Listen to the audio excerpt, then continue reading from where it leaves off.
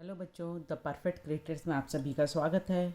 नव बोध से कक्षा 12वीं सीजी बोर्ड के क्वेश्चंस गणित के हम लोग चैप्टर कर रहे हैं समाकलन। अब समाकलन करते करते हम प्रश्नावली पहुंच गए हैं ये नव बोध के अनुसार 7A का पॉइंट 14 में। तो देखिए, चलिए आज हम क्या पढ़ने वाले हैं उस पर नज़र मारते हैं। आज मैं लेने वाली हूँ आप लोगों के लिए निरसन नियम। तो ये निरसन नियम क्या है, इसको ध्यान से देख लीजिए। ये आज हमारा समाकलन पर 7वां पार्ट बनने वाला है। बाकी 6 पार्ट आप लोग डिस्क्रिप्शन बॉक्स में नीचे दिया जाएगा, इसका लिंक आप लोग उसमें जाके देख सकते हैं ताकि आपको कंटिन्यूसली इस पार्ट को भी समझ में आए।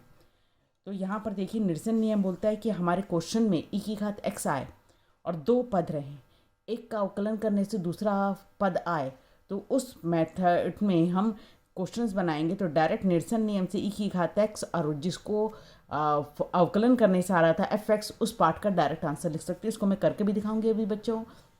शॉर्टकट कैसे करेंगे और डायरेक्ट कैसे करेंगे, आपके क्वेश्चंस के मार्क्स के ऊपर डिपेंड रहेगा ये। और दूसरा ऐसा होता है कि एक fx का फंक्शन हो, फलन कोई दिया हो, हमारे पास उसका अवकलन के साथ x का पद भी दिया। जब ऐसा पद आपको प्रश्न में अवेलेबल रहे तो आपका आंसर डायरेक्ट x f(x) के फॉर्म में लिखना है। तो ये पहला जो टाइप है, ये इसको मैं करके दिखा रही हूँ एक क्वेश्चन के अकॉर्डिंग कि कैसे ये आंसर आता है। तो मैंने प्रश्नावली 7A का पॉइंट 14 का क्वेश्चन नंबर फर्स्ट का थर्ड पार्ट लिया है। ये e की घात x x और -3/x की घात 4 ये है अपने पास। तो अब हम इसको 2 पार्ट में कर लेते हैं। e की घात x साथ में है अपने हमारे पास, उसको लिख रहे हैं x/x की घात 4 ऋण 3/x की घात 4। इसको 2 पार्ट में अलग अलग कर लेते हैं पार्ट को dx। तो आप इसको देख रहे हैं, जब लिखेंगे तो e की घात x आएगा और ये x की घात 3 हो जाएगा। तो जिसको ऊपर ले जाके x की घात -3 लिख कर मैंने अलग कर लिया, माइनस लगाया। दूसरा पद में अचर पद को 3 को बाहर कर लिया, e की घात x इसमें भी है और ये x की घात -4 हो जाएगा और dx। तो देखिए आपके पास 2 पद मिल रहे हैं, दोनों में e की घात x है, यहाँ पर भी कॉमन थी e की घात x। अब आप देख रहे हैं कि इसका x की घात -3 का अवकलन करने से x की घात -4 आता है। तो आपका डायरेक्ट ये आंसर प्राप्त होने वाला है। यहाँ e की घात x जिसका अवकलन करने से प्राप्त होता है, ये आंसर प्राप्त होने वाला है। तो इसका अवकलन करने से ये आएगा, तो आपको ये आंसर प्राप्त होने वाला है। यदि आपके ज़्यादा मार्क्स के क्वेश्चन आएंगे तो आपको इसको करके दिखाना पड़ेगा। तो आप इसको लगाइए आईलेट के अनुसार, इसको फर्स्ट फंक्शन और इसको सेकंड फंक्शन मानिए। रूल क्या बोलता है, खंडसा इंटीग्रेशन बाय पार्ट्स का फर्स्ट पार्ट इज सेम, उसको लिख लिया। सेकंड का समाकलन dx माइनस समाकलन का चिन्ह पहले का अवकलन, ये लिख लिया। पहला मतलब हम इसको पहला बोल रही हूँ मैं और इसको सेकंड बोल रही हूँ। सेकंड का समाकलन और जो आंसर आएगा उसका समाकलन। और ये जो पार्ट है इसको आपको कुछ नहीं करना है, ये सेम रहने दीजिए, इसका अवकलन समाकलन मत करिए। तो अब आपके पास यहाँ पर क्या आंसर आ रहा है, x की घात -3 e की घात x का समाकलन e की घात x होता है माइनस। अब देख लीजिए इसमें इसका जब आप करेंगे तो ऋण 3 सामने आ जाएगा, तो ये धन 3 हो जाएगा। e की घात ये x की घात ये हो जाएगा -4, साथ में ये आ जाएगा e की घात x का समाकलन e की घात x dx। तो इसको हल करके हमारे पास ये पद प्राप्त हो रहा है बच्चों। फिर -3 e की घात x x की घात -4 dx। तो देख रहे हैं ये पद में प्लस है और ये पद माइनस के फॉर्म में सेम है। कैंसिलेशन के पश्चात आपके पास x की घात -3 e की घात x प्राप्त होता है। तो आप इस मेथड से भी हल कर सकते हैं और डायरेक्ट यदि आप निरसन नियम लगाना चाहें तो इस मेथड से भी आप इस क्वेश्चन को हल कर सकते हैं। अब हम इसी प्रश्नावली के तीसरे का पहला प्रश्न लिख रहे हैं जो आपके सामने लिखा हुआ है e की घात x sin x कोष्टक में sin x plus 2 cos x। आप इसको यदि 2 पद में बांटते हैं तो e की घात x sin स्क्वायर x हो जाता है, ये sin स्क्वायर x हुआ dx हुआ, प्लस e की घात x और इसका जब करते हैं तो आपके पास सामने आता है 2 sin x cos x और dx। तो अब आप निरसन नियम को ध्यान से देखेंगे तो आप ये तो सेम है, इसका अवकलन करने से साइन स्क्वायर का अवकलन करने से 2 sin x आता है, cos x आता है। इसका मतलब हमारा आंसर फाइनली यही प्राप्त होने वाला है e की घात x sin स्क्वायर x। तो आप शॉर्टकट यदि 1 मार्क्स का क्वेश्चन है तो आप यहाँ पर डायरेक्ट e की घात x sin square x answer लिख लीजिए। परंतु जब आपको क्वेश्चन के रूप में दिया हो तो आप इसको क्वेश्चन बनाइए, इसको फर्स्ट फलन मानिए, उसको सेकेंड फलन मानिए। तो फर्स्ट इज सेम, पहला वाला फलन सेम, सेकेंड का समाकलन डी एक्स माइनस समाकलन का चिन्ह डी बटा डी एक्स, पहला वाला जिसको माना है उसका अवकलन करना है, दूसरे का समाकलन करना है, और जो आंसर आएगा उस पूरे का भी समाकलन करना है। प्लस ये तीसरा पद सेम है, इसको जो आ रहा है इसको कुछ मत करिए, इसको ऐसे ही रहने दीजिए क्योंकि वो कैंसिल हो जाएगा।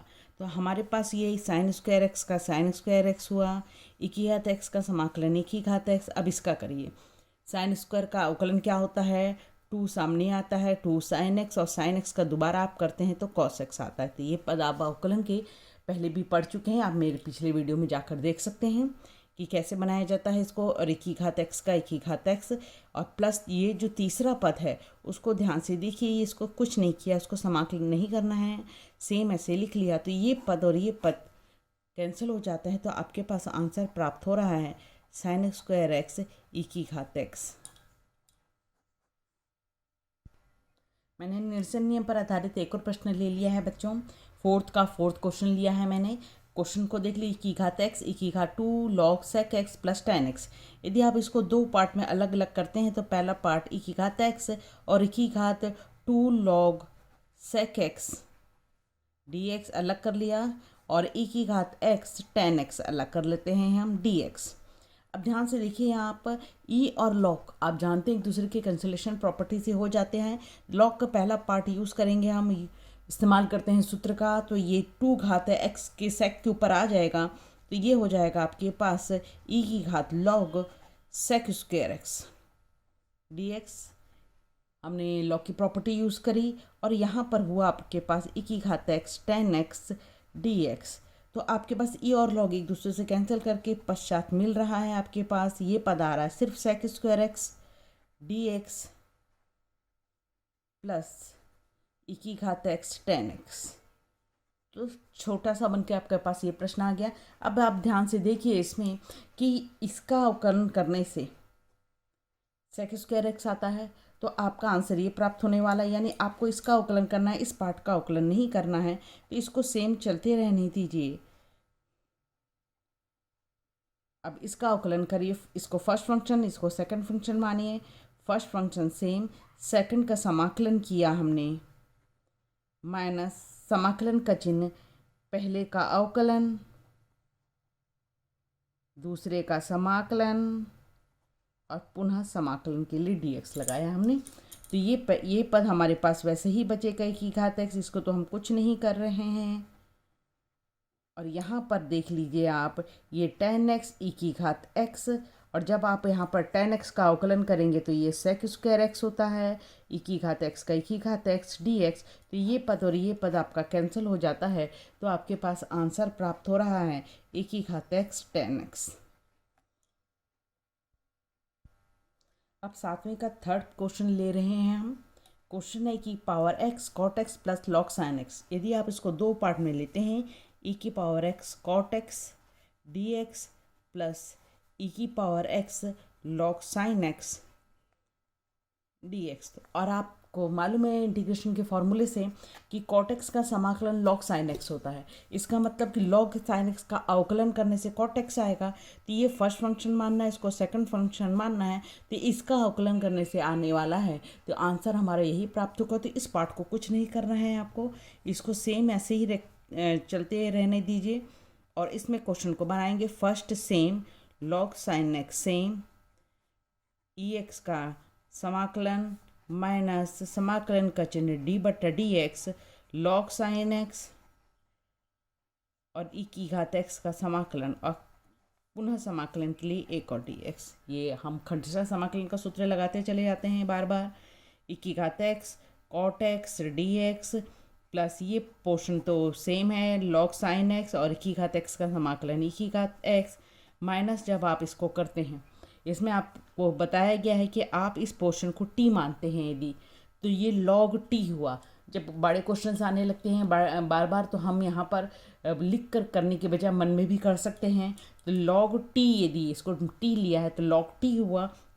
log t का अवकलन होता है 1/t। जहाँ t शब्द बोल रहे हैं वहाँ हम जिसको t सोचे हैं उसको लिख लेना है आपको।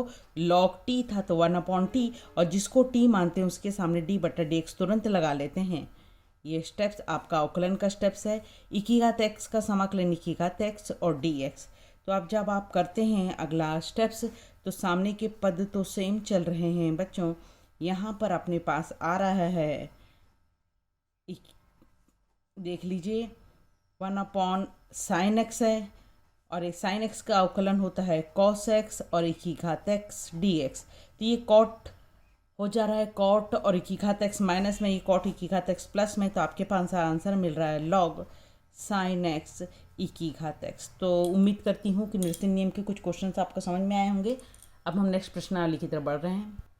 प्रश्नावली ली है हमने 7A.15 का क्वेश्चन नंबर 1 का थर्ड पार्ट में देखिए थोड़ा सा आपको निरसन नियम लगने से पहले स्टेप्स को एक चेंज करना पड़ेगा। जहाँ पर भी e की पावर x है और नीचे ऊपर के पास सेम दिख रहे हैं आपको, यहाँ पर x+4 है पर x+3 है यहाँ पे, तो इसको हम निरसन नियम लग जाएगा, परंतु डायरेक्ट निरसन नियम नहीं दिख रहा है, उसके लिए हमको पहले से तैयारी करनी पड़ेगी। तो ये यहाँ पर जो x3 है हम इसको x4-1 लिखेंगे ताकि वो नीचे के फॉर्म में आ जाए। तो नीचे भी x4 की घात 2 dx है बच्चों। तो अब इसको दो पार्ट में करिए आप। ये x4 है, ये पार्ट को एक साथ ले लीजिए और e की घात x और नीचे x4 की घात 2 आ रही है dx माइनस इसमें e की घात x, ये पोर्शन को अलग कर लिया और नीचे x4 की घात 2 dx, ये पद को ले लिया। तो x की घात 4 यहाँ 1 टाइम्स है, यहाँ 2 टाइम्स है, तो आप कैंसिलेशन करेंगे तो नीचे एक बार बचेगा जिसको ऊपर लेकर आकर मैं लिख रही हूँ x की धन 4 की पूरे की घात ऋण 1 e की घात x dx और यहाँ पर मिल रहा है की घात x और x4 पूरे की घात ऋण 2 dx। तो पहले निरसन नियम के लिए तैयार नहीं था, अब निरसन नियम के लिए तैयार है। आप देख रहे हैं कि इसका अवकलन करने से ये पद प्राप्त होता है, तो इसको फर्स्ट फंक्शन, इसको सेकंड फंक्शन मानेंगे और आप इसका समाकलन नहीं करेंगे तो आपका आंसर मिलने वाला है। तो फर्स्ट इज सेम, इसको पहले को सेम लिख लीजिए, दूसरे का समाकलन माइनस पहले का अवकलन, पहला मतलब यहाँ पर x4 पूरे की घात ऋण 1 डॉट लगा के दूसरे का समाकलन और करली ब्रैकेट लगा के आपको पुनः समाकलन, और इस पद को आपको कुछ नहीं करना है तो आप इसको ऐसे ही रहने दीजिए, निरसन नियम से वो कैंसिल हो जा रहा है। तो यहाँ पर देखिए इसकी घात ऋण 1 e की घात x का समाकलन e की घात x, जब आप इसका अवकलन करेंगे तो ये आ जाएगा, ऋण सामने आ जाएगा तो धन हो गया और x धन 4 इस पूरे की घात हो जाएगी ऋण 2, तो इसका अवकलन करने से ये मिल रहा है e की घात x का समाकलन e की घात x dx। तो ये जो लास्ट वाला पद बचा है और बीच वाला पद आप ध्यान से देख रहे होंगे तो दोनों से में साइन का फर्क है, तो आपका आंसर मिलने वाला है x4 पूरे की घात ऋण 1 e की घात x। अब नेक्स्ट क्वेश्चन ले रहे हैं क्वेश्चन नंबर 3 का third part, log x - 4 upon log x की पावर 5। सिर्फ e की घात x होने से हमारा निरसन नियम नहीं लगता, log की प्रॉपर्टी में भी लग जाता है। तो देखिए कैसे आपको पता चलेगा, यहाँ पर हम इसको दो पार्ट में करिए। जब आप इसको log x upon log x की पावर 5 अलग कर लिया, -4 के साथ 1 अपॉन log 5x ये लिख लिया, तो यहाँ पर कैंसिलेशन के पश्चात आपको मिल रहा है log की पावर 4, जिसको ऊपर ले जाके मैं log की पावर क्या लिख रही हूँ -4 लिख लूँगी dx, और यहाँ पर ये आपके पास है log की पावर ऊपर ले जाके इसको -5 dx लिख ले रहे हैं। तो आप देख रहे हैं कि इसका अवकलन करने से ये पार्ट प्राप्त होता है। तो इस कंडीशन में आपको क्या काम करना है कि इस पोर्शन में यहाँ पर इसको फर्स्ट फलन लेना है। तो यहाँ पर तो लॉग जब समाकलन में हो, पहले भी मैंने इसकी पिछले वीडियो में बताया है कि लॉग एक सिंगल पार्ट हो और उसके साथ कोई पद नहीं हो तो लॉग का समाकलन नहीं होता किसी भी कंडीशन में।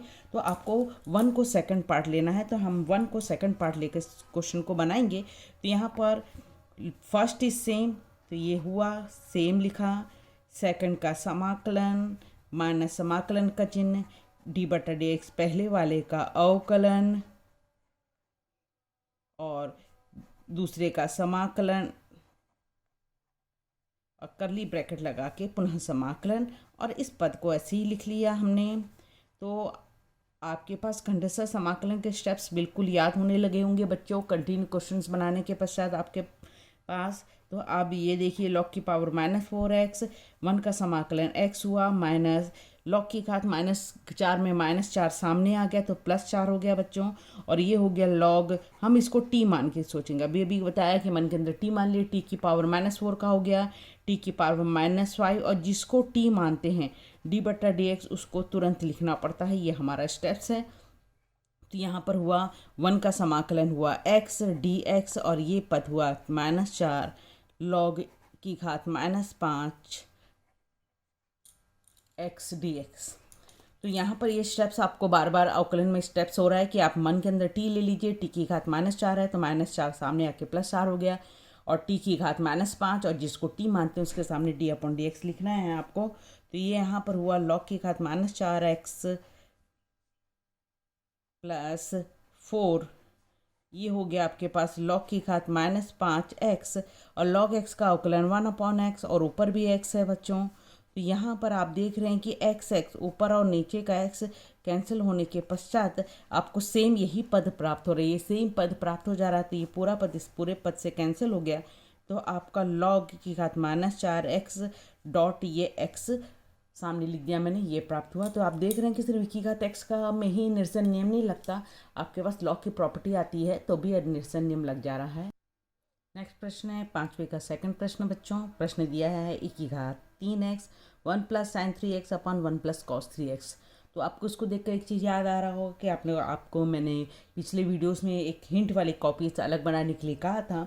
उसमें आपको कहा था कि 1 के साथ cos हो तो बच्चों बहुत अच्छी बात रहती है कि 1 हटाना हमारे पास बहुत आसान रहता है, क्योंकि cos के 4 सूत्र होते हैं। 4 सूत्र में से 2 सूत्र ऐसे होते हैं जिसमें 1 रहता है, जिसके मदद से हम इस 1 को हटा सकते हैं। तो मैं इसको पेज को आपको दोबारा दिखा रही हूँ आज।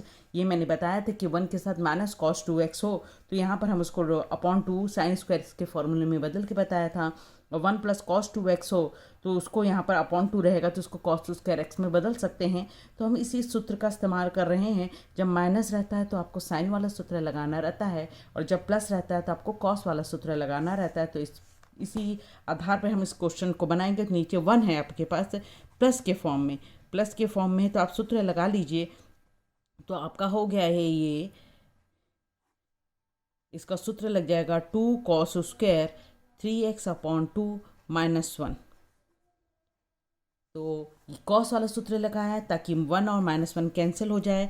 तो अब आपके पास नो पद को अलग कर लीजिए कि का 3x इसके साथ हुआ, और नीचे आपके पास आ रहा है 2 cos² 3x/2 dx।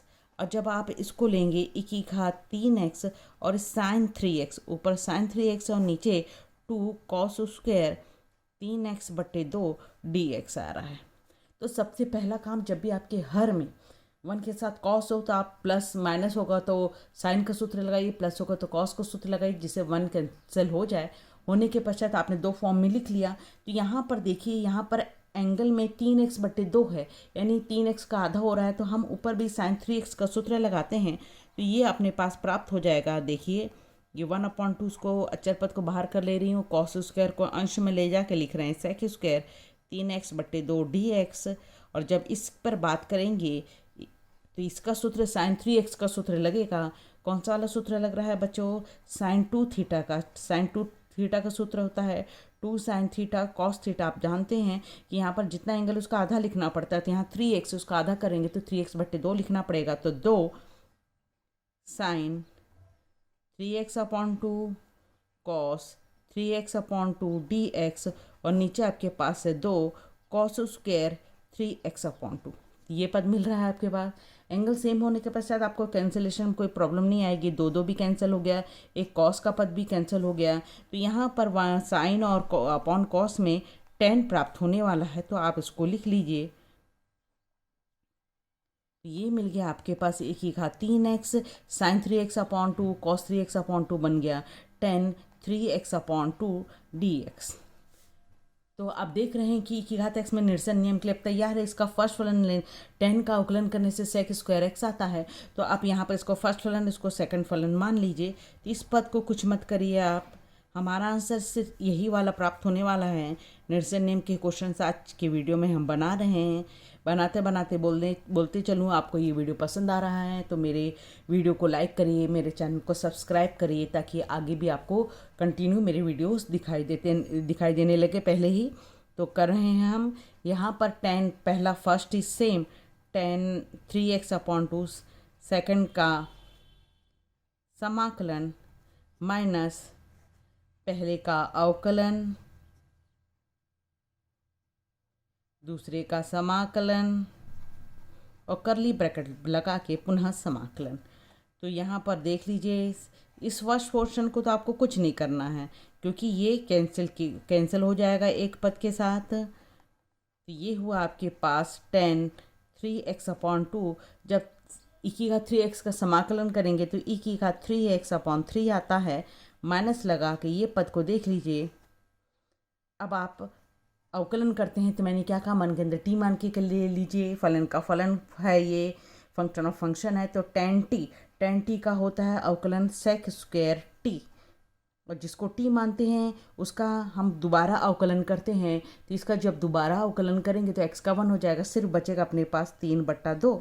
ये हो गया। और आपके पास e की घात 3x का समाकलन करेंगे तो e की घात 3x/3 ये हो गया। जब भी समाकलन करते हैं तो x के साथ जो पद रहता है वो भाग हो जाता है और अवकलन में वही पद का गुणा हो जाता है। तो ये 3 और ये 3 कैंसिल हो रहा है बच्चों। तो ये जो पद बचा है की घात x sec square 3x/2 e की पावर 3x, तो ये वाला पद इस वाले पद के साथ कैंसिल हो जाएगा। देखिए ये 1/2, इसमें भी 1/2 बाकी है। तो ये पूरा पद ये पूरे पद के साथ कैंसिल हो गया।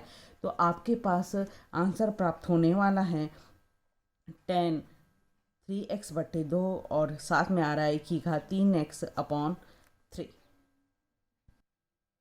हमने निरसन नियम का फर्स्ट पार्ट के बहुत सारे क्वेश्चंस बना लिए। अब निरसन नियम का सेकंड पार्ट भी स्टार्टिंग में ही बताया था आपको, उसके क्वेश्चंस को ले रहे हैं हम। क्वेश्चन लिखा है 7.16 का फर्स्ट क्वेश्चन आपके सामने लिखा हुआ है 2x + sin 2x/1 + cos 2x। तो अभी हमने क्या कहा कि 1 के साथ cos हो तो बहुत बल्ले बल्ले करने की ज़रूरत है। तो सेम यहाँ पर भी हम बल्ले बल्ले करते हुए इसका सूत्र लगा देते हैं। और वो सूत्र क्या बनता है, प्लस रहने से cos वाला माइनस रहने से sin वाला। तो यहाँ प्लस है नीचे, तो ये हो गया 2 cos, उसका जितना एंगल है उसको आधा करना है x - 1 dx। ये 1 और ये -1 कैंसिल हो जा रहा है आपके पास। तो ये हुआ 2x, और इसका भी जब एंगल नीचे x आ गया है तो ऊपर sin 2x का फॉर्मूला लगा दीजिए, 2 sin x cos x, और नीचे आ गया आपके पास 2 cos स्क्वायर x dx। तो आप इसको अलग अलग करते हैं तो आपके पास आ जाएगा, ये 2 कैंसिल हो जाएगा, x के साथ sec स्क्वायर x अब हो जाएगा dx, प्लस इसके साथ जब इसके साथ इसका भाग करेंगे आपके पास तो 2 कैंसिल हो रहा है, एक cos कैंसिल हो जाएगा, तो आपके पास tan x dx बचेगा। तो निरसन नियम का सेकंड पार्ट मैंने क्या बताया था कि x f' plus fx dx ये समाकलन का फॉर्म हो तो आपका आंसर x fx प्राप्त होता है। तो ध्यान दीजिए यहाँ पर कैसे कि यहाँ बोलना चाह रही हूँ मैं, fx यदि यहाँ पर इस कंडीशन में tan x है तो यहाँ पर देख लीजिए tan x का अवकलन sec स्क्वायर x f' है, उसके साथ x का पद अवेलेबल है तो ये बिल्कुल फिट बैठ रहा है, तो उसके अनुसार आंसर x fx आएगा। तो हमारा आंसर x और tan x को fx ले रहे हैं तो x tan x आंसर आने वाला है। तो ये आप डायरेक्ट भी लिख सकते हैं निरसन नियम से करके, नहीं तो आप उसका गुणा का नियम लगा लीजिए। गुणा का नियम लगाएंगे तो tan x को फर्स्ट फंक्शन और 1 को सेकंड फंक्शन भी लेकर बना लीजिए। तो इसको सेम रहने दीजिए, x स्क्वायर x dx। और जब आप करेंगे फर्स्ट इज सेम, सेकंड का समाकलन x माइनस पहले का अवकलन हुआ sec स्क्वायर x, दूसरे का समाकलन x dx। तो ये पद और ये पद आपका कैंसिल हो जाएगा, तो आपके पास मिलेगा x × tan x। तो आज की वीडियो के लास्ट प्रश्न की तरफ बढ़ते हैं। मैंने लिया है प्रश्नावली 7.16 का थर्ड का सेकंड क्वेश्चन दिया है x/2 cos square x/2 minus cot x/2। तो यहाँ पर हम इस दोनों पद को अलग अलग यदि ले लेते हैं तो दो पद में से आपके पास जब भी ऐसा पद आए तो आपको क्या करना है, ये देखना है क्या इसमें निरसन नियम लगता है। तो आप देख रहे हैं कि cot x का अवकलन करने से cos स्क्वायर x आता है।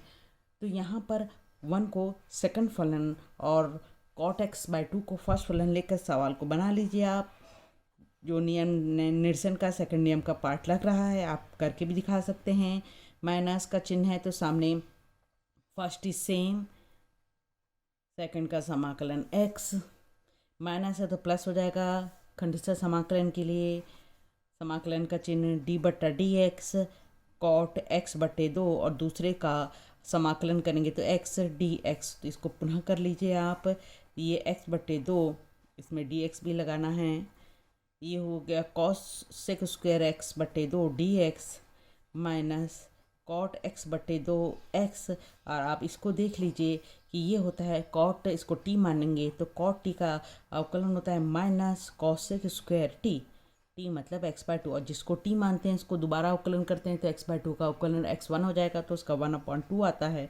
और ये एक्स डी एक्स, ये पद सेम होने के कारण कैंसिल हो जाएगा तो आपको मिलेगा माइनस कॉट एक्स बाय 2 और x। तो इस प्रकार देख रहे हैं आपका ये क्वेश्चन आराम से बन जाता है। तो आज के वीडियो में हमने निरसन नियम को पढ़ा।